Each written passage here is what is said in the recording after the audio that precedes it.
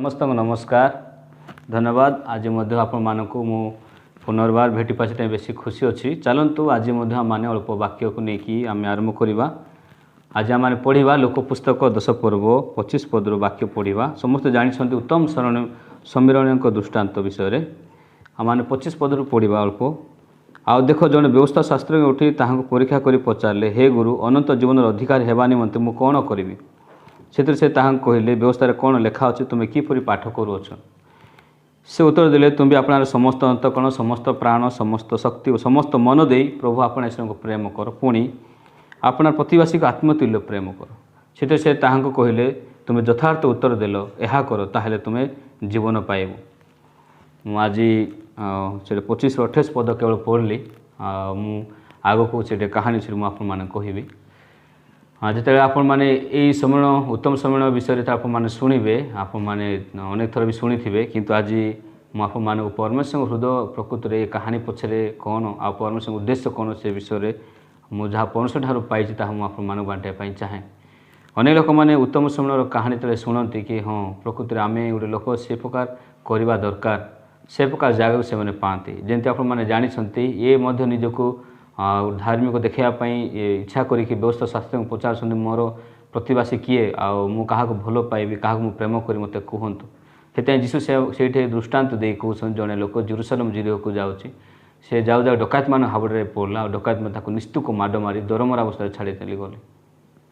तापर से जड़े जाजक आसती, जड़े लेव्य आसती, से बाटवार पाख दे चली जाऊँगी।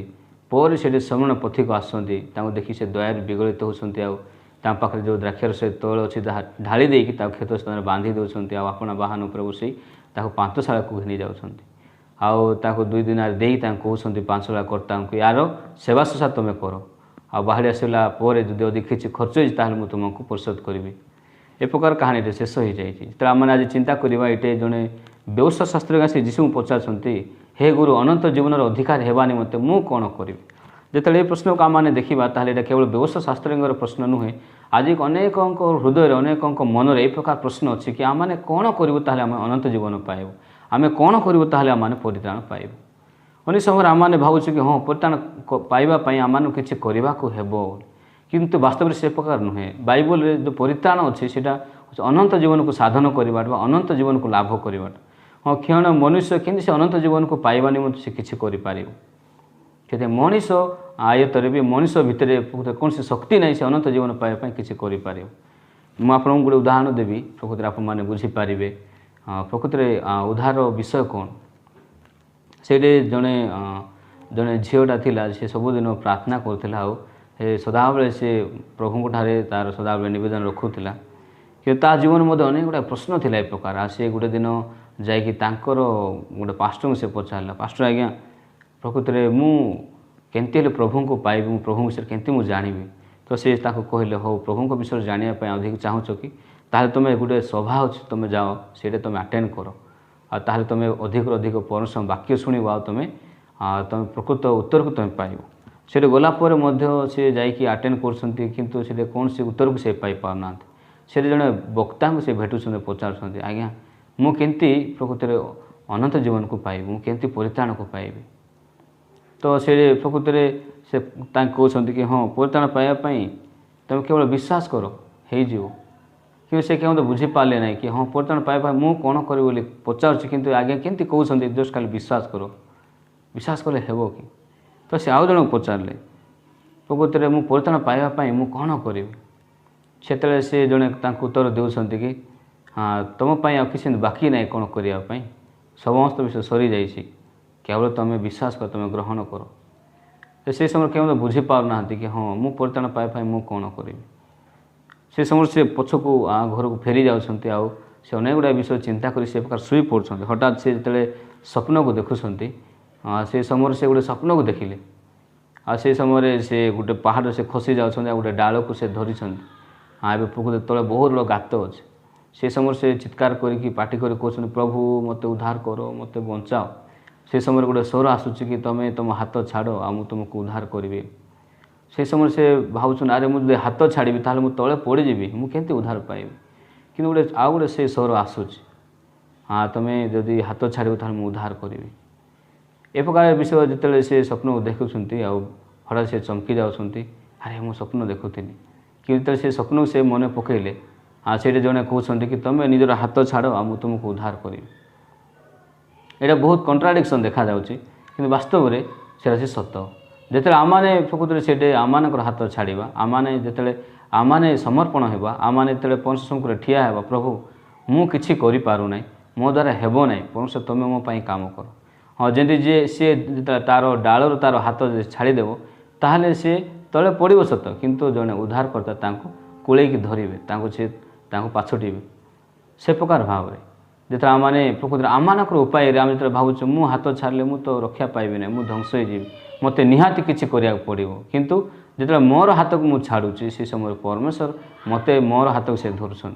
से परित्राणर काम एक्चुअली मनीषर ना कि मनीष से कौन साधन कला तापर से डिपेंड करूना कि परमेश्वर कौन साधन कले कहीं आम जो प्रकृति में मनकर आम मैंने जड़े प्रकृति गोटे पोखरी भितर से पड़ जाइए आ से कौन कले से उद्धार पाइब जदि जड़े प्रकृति में पड़ जाइए से बाहरी आसी पारना तार कौन से उपाय ना से पड़ जाइए कौन से शक्ति ना से पड़ जाइए से कौन करवा दरकार आम उद्धार कार्य आम देखा ताहले उद्धार कार्य उद्धार शब्द भितर से गोटे साइड से काम होता उद्धारकर्ता जे उद्धार पाइब ताड़ू से कौन से कार्य ना कहीं से किसी भी करें से जे पोखरी भितर कि जे नदी भितर पड़ जाइए से कौन कर से उद्धार पाइब आम मैंने कहवा से किसी भी करें सी ताड़ू आम मैंने किसी भी देखिपारे ना से किसी कर केवल जी देखला आ जे साहाय्य कला जे उद्धार कला से बाहर जड़े साहाय्य कर बाहर जड़े जदि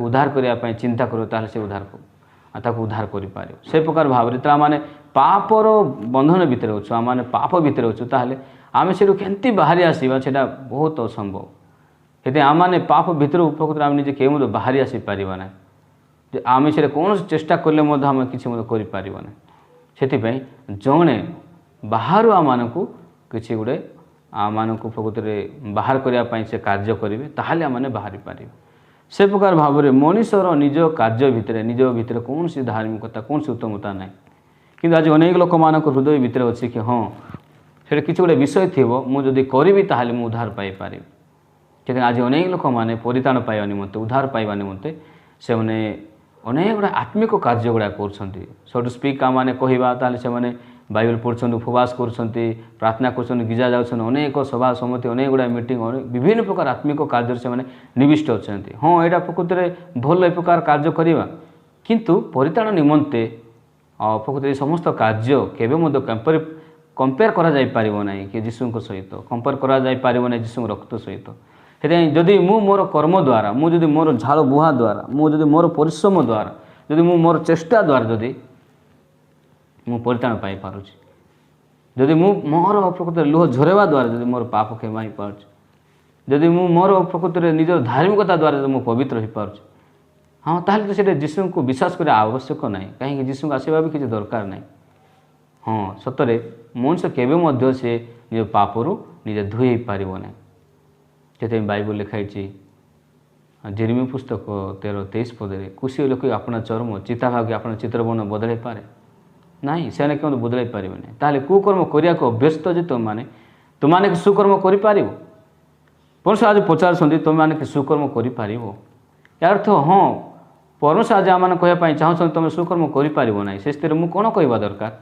परमेश्वर मुझे सुकर्म करी ना आ मु धार्मिक कही तुम सब ठिया ही पारि ना हाँ से मत केवल अनुग्रह दरकार अनुग्रह जगह को मैंने जी जो मैंने निज द्वारा किसी भी करना कि से जड़े लोक अच्छे जी कि भावुँ हाँ मुझे चेष्टा कले हेबो जमी व्यवस्था शास्त्री पचार अनंत जीवन अधिकार हेबा निमंते मु कौन करी जो आम चिंता करवा ये अनंत जीवन और अधिकार हेबा निमंते मु कौन करी जो प्रश्न पचारुचे मुख्यतः आम मैंने विषय चिंता करा डीपली ताहले ये अनंत जीवन पाइए कि से अनंत जीवन पाए जब अनंत जीवन ता पाखे ना ताहले कौन अच्छी तार मृत्यु अच्छी मला लोक प्रकृति में बचापी से किसी कि से किसी ना जमी लाजार प्रकृति में मरिकी 4 दिन है बासी गला से किसी कर पारा ना सी जो किसी गोटे विषय कर निजे बाहरी आसता जो पर्यटन जीशु आसी ना जो पर्यटन जीशु ताको वाक्य कही ना जो पर्यटन जीशुर वाक्य से काम करना से मृत लाजार प्रकृति से गुंफा भितर ही अच्छे बंधुजे आ सोड़ू।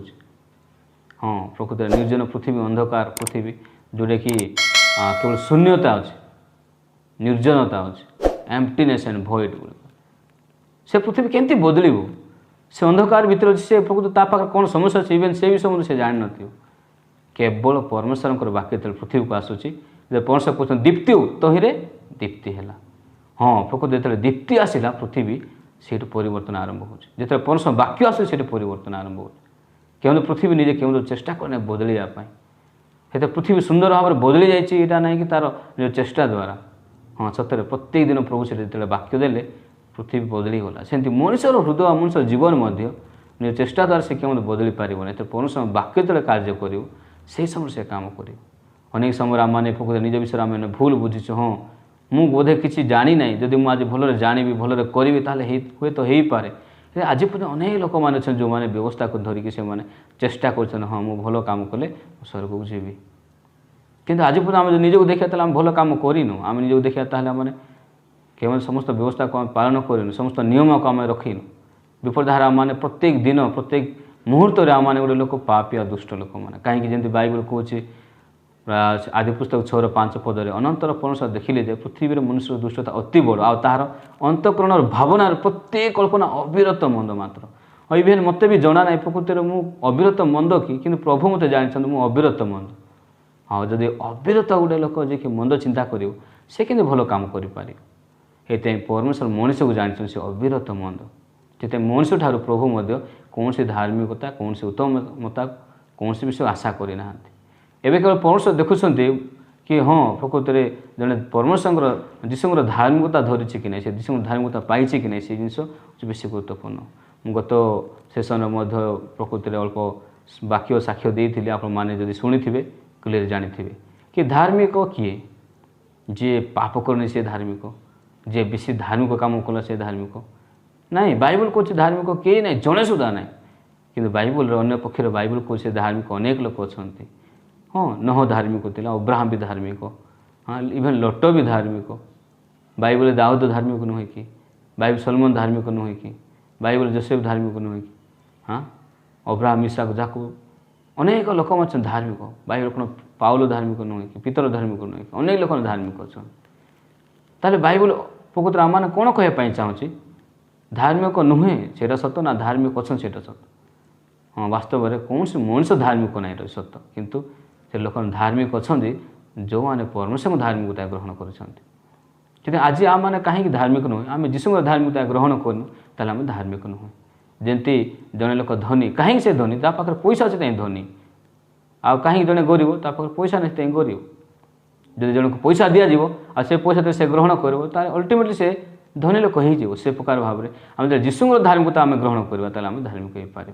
आज अनेक लोक मैंने जीशुर से धार्मिकता को ग्रहण करने परिवर्ते से धार्मिकता को विश्वास करने परिवर्ते निज निजर धार्मिकता से स्थापन करने चाहते जन व्यवस्था शास्त्रज्ञ व्यवस्था शास्त्र विषय भलरे जानते कि से केवे से अनंत जीवन को पाई ना कहीं मनुष्यर क्रियाकर्म द्वारा कौन सी धार्मिकता मनुष्य बन पारन कौन से मनुष्य प्रभु शंकर धार्मिक हो पारन मनुष्य केवे पवित्र धार्मिक हो पार निज चेष्टा द्वारा से सी केवे धार्मिक हो पारि ना कि अन्य प्रकार चिंता करा ताहले वो अनंत जीवन पाइबा बेसी डिफिकल्ट कि बेसी डिफिकल्ट ना कहीं सम्मुखें ही अनंत जीवन रूप जीशु ठिया कि से कहीं जीशु देखी पारना बिकज से निजक फोकस कर बंची आसिक मु कौन करी।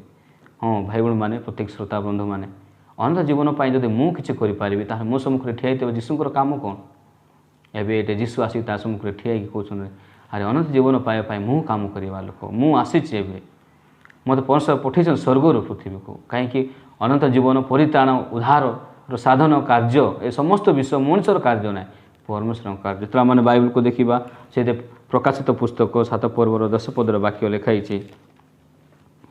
से उच्च स्वर कहते परित्राण सिंहासन विष्ट आमान ईश्वर ओ मेष सेवकर कार्य परित्राण सिंहासन विष्ट आमान ईश्वर अमेश सेवकर कार्य एवं परित्राण विषय जदि मत जानवर अच्छे मत प्रकृति से विषय जदि मु स्पष्ट होबार अच्छे ताहले ମୁଁ ନିଜ ଭିତରକୁ ଯାଇକି ମୁଁ କାମ କ'ଣ କରିଛି ମୁଁ କ'ଣ କରିନାହିଁ ତା ଉପରେ ରିସର୍ଚ୍ଚ କରିବା କିଛି ଆବଶ୍ୟକ ନାହିଁ।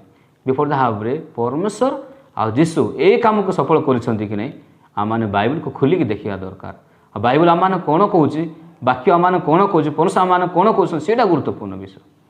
ସେଥିପାଇଁ ମୋର ଆଡ୍ରେସ୍, ମୋର ପ୍ରକୃତରେ ପରିଚୟ, ମୁଁ କିଏ ବାଇବଲ ଭିତରେ, ମୁଁ କିଏ ପରମେଶ୍ୱରଙ୍କ ଦୃଷ୍ଟିରେ, ମୁଁ କିଏ ପରମେଶ୍ୱରଙ୍କ ହୃଦୟ ଭିତରେ, ସେ ବିଷୟ ମୁଁ ପ୍ରକୃତରେ ମୁଁ ନିଜ ଭିତରେ ଯାଇ ଖୋଜିଲେ ପାଇବି ନାହିଁ। କିନ୍ତୁ ଯେତେବେଳେ ବାଇବଲକୁ ମୁଁ ଉଲ୍ଟେଇବି ତାହେଲେ ମୁଁ ସେଇଟା କ୍ଲିୟରଲି ପାଇପାରିବି।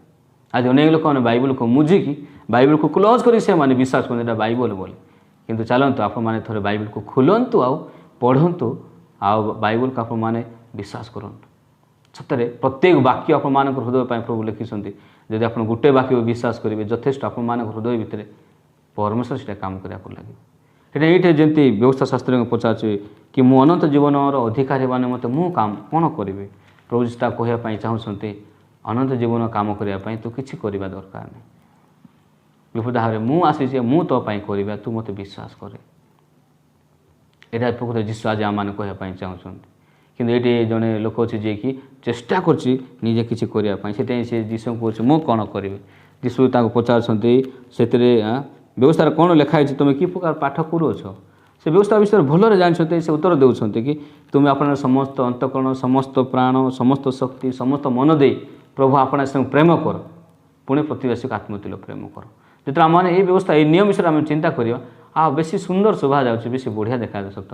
କିନ୍ତୁ ବାସ୍ତବରେ ଆମମାନେ ଏ ପ୍ରକାର ବ୍ୟବସ୍ଥାକୁ ମାନିଛୁ କି? ଆମମାନେ ମାନିପାରିବା କି? କାହିଁକି ବାଇବଲ କହୁଛି ସମସ୍ତ ଅନ୍ତଃକରଣ, ସମସ୍ତ ମନ, ସମସ୍ତ ଶକ୍ତି, ସମସ୍ତ ମନ ଦେଇକି ପ୍ରଭୁ ଆପଣ ସାଙ୍ଗେ ପ୍ରେମ କରିବ। ଅଳ୍ପ ନାହିଁ କି ଅଧା ନାହିଁ, ସବୁ ପ୍ରେମ ପରମେଶ୍ୱର ଦେବାର ଅଛି। ସମସ୍ତ ପ୍ରକୃତରେ ଶକ୍ତିକୁ ଦେଇକି, ସମସ୍ତ ମନକୁ ଦେଇକି, ସମସ୍ତ ପ୍ରାଣ ଦେଇକି, ସମସ୍ତ ହୃଦୟ ଦେଇ ପ୍ରଭୁଙ୍କୁ ଭଲ ପାଇବାର ଅଛି। ତାପରେ ପ୍ରତିବାସୀକୁ ମଧ୍ୟ ଆତ୍ମତୁଲ୍ୟ ପ୍ରେମ କରିବାର ଅଛି। ଯେତେବେଳେ ଆମମାନେ ବ୍ୟବସ୍ଥାକୁ ଦେଖିବା, ହଁ ସତରେ ଆମମାନେ କରିପାରିବା କି? କେବେ ବି ନାହିଁ। କାହିଁକି? ଆମମାନଙ୍କ ପାଖରେ ସେ ପ୍ରକାର ହୃଦୟ ନାହିଁ। ଯଦି ଆମେ ଦେଖିବାକୁ ଗଲେ ସତରେ କେବଳ ଏ ପ୍ରକାର ପ୍ରେମ ଯୀଶୁ ଜଣେ ଏକା ଦେଇପାରିବେ। ଯେତେ ଆମମାନେ ଏଇଠି ଆଜି ଲୋକ ପୁସ୍ତକ 10 ପର୍ବ କାହାଣୀରେ ଯେତେବେଳେ ଆମେ ଦେଖୁଛୁ, ତାହେଲେ ଏଠି ଜଣେ ଲୋକ ଅଛି ଯିଏ ପ୍ରକୃତରେ ଦୟାରେ ବିଗଳିତ ହେଉଛନ୍ତି। ସେଥିରେ ସମଣ ପଥିକ କିଏ? ଯାହା ପାଖରେ ଦ୍ରାକ୍ଷରସ ତୈଳ ଅଛି। ଏ ଦ୍ରାକ୍ଷରସ ଯୀଶୁଙ୍କ ରକ୍ତକୁ ବୁଝାଉଛି, ଯୀଶୁଙ୍କୁ ପବିତ୍ର ଆତ୍ମାକୁ ବୁଝାଉଛି। ଆଉ ପ୍ରକୃତରେ ଏଇଠି ଏ ସମଣ ପଥିକ ଉଦ୍ଧାରକର୍ତ୍ତାଙ୍କ ପ୍ରତିଛବି। ହଁ ମୁଁ କେମିତି ଉଦ୍ଧାରକର୍ତ୍ତା ହେଇପାରିବି? ଆଜି ଅନେକ ଲୋକମାନେ ଉଦ୍ଧାର ପାଇବା ପାଇଁ ଯାଉଛନ୍ତି, କିନ୍ତୁ ଉଦ୍ଧାରକର୍ତ୍ତା ଜାଗାରେ ସେମାନଙ୍କର ହୃଦୟ ଥିବାରୁ ସେମାନେ କେବଳ ଯୀଶୁଙ୍କୁ ଭେଟି ପାରୁନାହାନ୍ତି ସ୍ପଷ୍ଟ ଭାବରେ।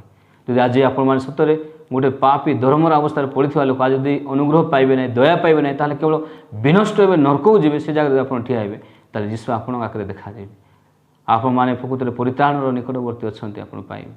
ହଁ ସତରେ ଆଜି ଅନେକ ଲୋକମାନେ ସେ ଯୀଶୁଙ୍କୁ ଭେଟି ପାରୁନାହାନ୍ତି ତାଙ୍କ ହୃଦୟ ଭିତରେ। କାହିଁକି? ସେମାନେ ନିଜ ଚେଷ୍ଟା ଭିତରେ, ନିଜର କର୍ମ ଭିତରେ ଅଛନ୍ତି। ମୁଁ ଗତ ପ୍ରକୃତରେ ଶେଷରେ ମଧ୍ୟ ମୁଁ ଜହନ 5:38 ବର୍ଷାବଧି ରୋଗାଗ୍ରସ୍ତ ବା ପୀଡ଼ିତ ଲୋକ ବିଷୟରେ ମୁଁ କହିଛି। ସେଠି ଜଣେ ହିଁ ପ୍ରକୃତରେ ଯେ ଯୀଶୁଙ୍କୁ ଭେଟୁଛନ୍ତି। ବାକି କାହିଁକି ଲୋକମାନେ ଯୀଶୁଙ୍କୁ ଭେଟି ପାରୁନାହାନ୍ତି? ନା ପ୍ରତ୍ୟେକ ଲୋକମାନଙ୍କର ଦୃଷ୍ଟି ଅଛି ବେଛେଦା ପୋଖରୀ ଆଡ଼କୁ। ସେମାନେ ଦେଖୁଛନ୍ତି କି ହଁ କେତେବେଳେ ପାଣି ହଲିବ ମୁଁ କେମିତି ପ୍ରଥମେ ଡେଇଁବି। ସେଥିପାଇଁ ସେମାନେ ନିଜର କର୍ମ, ନିଜର ଚେଷ୍ଟା, ନିଜର ଉପାୟ, ନିଜର ପ୍ରତ୍ୟେକ କୌଶଳ, ନିଜର ପ୍ରତ୍ୟେକ ବଳ ଉପରେ ସେମାନେ ଡିପେଣ୍ଡ କରୁଛନ୍ତି, ନିଜର ସୁସ୍ଥତା ଉପରେ। କିନ୍ତୁ ଜଣେ ଲୋକ ଯେତେବେଳେ ଫେରି ଆସୁଛି ନାହିଁ, ଏଇଟା ମୋ ଦ୍ୱାରା ହେବ ନାହିଁ, ମୁଁ ଆଉ କେବଳ ସୁସ୍ଥ ପାଇପାରିବି ନାହିଁ, ଏଇଟା ମୋର ସକ୍ଷମ ବାହାରେ, ଏଇଟା ଇମ୍ପସିବଲ୍ ମୋ ପାଇଁ କେବଳ ମୃତ୍ୟୁ ହିଁ ଅଛି, ଆଉ ମୋ ଦ୍ୱାରା ହେବ ନାହିଁ। ଯେତେବେଳେ ଜଣେ ପ୍ରକୃତ ସେଇଠୁ ମନ ପରିବର୍ତ୍ତନ କରି ଫେରି ଆସୁଛି, ଯୀଶୁ ସେ ପଛପଟେ ମେଷ ଦ୍ୱାରରେ ଠିଆ ହେଇଛନ୍ତି, ସେ ଯୀଶୁ ସେ ଭେଟି ପାରୁଛି। ଆମମାନଙ୍କର ନିକଟବର୍ତ୍ତୀ ଅଛନ୍ତି ଯୀଶୁ, କିନ୍ତୁ ଆମେ ଯେତେବେଳେ ଫେରିବା ସେତେବେଳେ ଆମେ ଯୀଶୁଙ୍କୁ ପାଇବା। ସେଥିପାଇଁ ବାଇବଲ ଆମ ସ୍ପଷ୍ଟ ଭାବରେ କହୁଛି ସ୍ୱର୍ଗରାଜ୍ୟ ସନ୍ନିକଟ, ମନ ପରିବର୍ତ୍ତନ କର ଆଉ ସୁସମାଚାରରେ ବିଶ୍ୱାସ କର। ଯଦି ଆମେ ପ୍ରକୃତରେ ଆମ ଚିନ୍ତାଠାରୁ, ଆମ ରାସ୍ତାଠାରୁ, ଆମ ଉପାୟଠାରୁ ଆମେ ଯେତେବେଳେ ଫେରି ଆସିବା, ଆମେ ଯେତେବେଳେ ଫେରି ଆସିବା ପ୍ରଭୁଙ୍କ ନିକଟ, ତେଣୁ ଆମେ ଫେରି ଆସିବା ବାକ୍ୟ ନିକଟକୁ। ଯଦି ଆମେ ଫେରି ଆସିବା ସତରେ ବାଇବଲକୁ, ତାହେଲେ ଆମେ କ୍ଲିୟରଲି ପାଇବା ପରମେଶ୍ୱରଙ୍କ ପାଖରେ ସମସ୍ତ ରାସ୍ତା ଅଛି। ଯେମିତି ଯିଶାୟା 1:18 ପରମେଶ୍ୱର କହିଲେ, ସଦାପ୍ରଭୁ କହନ୍ତି ଆସ ଆମମାନେ ଉତ୍ତର ପ୍ରତି ଉତ୍ତର କରିବା। ତୁମମାନଙ୍କ ପାପ ସିନ୍ଦୂର ବର୍ଣ୍ଣ ପରି ହେଲେ ହିମ ପରି ଶୁକ୍ଳ ବର୍ଣ୍ଣ ହେବ, ସେସବୁ ଲୋହିତ ବର୍ଣ୍ଣ ପରି ରଙ୍ଗ ହେଲେ ମେଷଲୋମ ପରି ହେବ। ଯେଉଁମାନେ ପ୍ରକୃତିରେ ଆଜି ନିଜର ପାପକୁ ଧୋଇ ପାରିଲେ ନାହିଁ, ପ୍ରଭୁ ମୋର ପାପ ମୁଁ ଧୋଇ ପାରୁନାହିଁ, ପ୍ରଭୁ ମୋର ପାପ ପାଇଁ ମୁଁ କିଛି କରିପାରୁନାହିଁ, ଯଦି ସେମାନେ ଯୀଶୁଙ୍କ ପାଖକୁ ଆସିବେ ତ ଯୀଶୁ ସେମାନଙ୍କର ପାପ ଅତି ସହଜରେ ସ୍ପଷ୍ଟ ଭାବରେ ସଫା କରିଦେବେ। ଆଉ ସେମାନେ ପ୍ରକୃତରେ ଯୀଶୁଙ୍କର अनुग्रह द्वारा दया द्वारा से पवित्र धार्मिक हो पारे। तो बाइबल को आम देखा बाइबल कौन कौच आम गोटे वाक्य देखा प्रथम तिमोथीर वाक्य आम मैंने गोटे देखा 1 पर्वर 9 पद